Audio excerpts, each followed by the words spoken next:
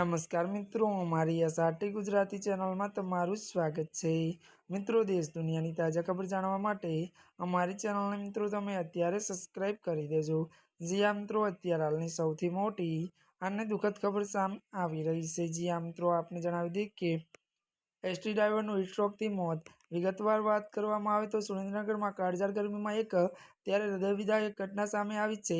45 degree તાપમાન ફરજ બજાવતા એસટી ડ્રાઈવર ત્યારે રામદેવસિંહ પરમારનું હીટસ્ટ્રોકથી મોત થયું છે। મળતી વિગતો અનુસાર વધુ જણાવી દઈએ કે સુરેન્દ્રનગર ત્યારે રાવડિયાવદર રૂટ પર જતી વખતે રાજસિદ્ધપુરા ત્યારે નજીક તેમની તબિયત લથડી હતી।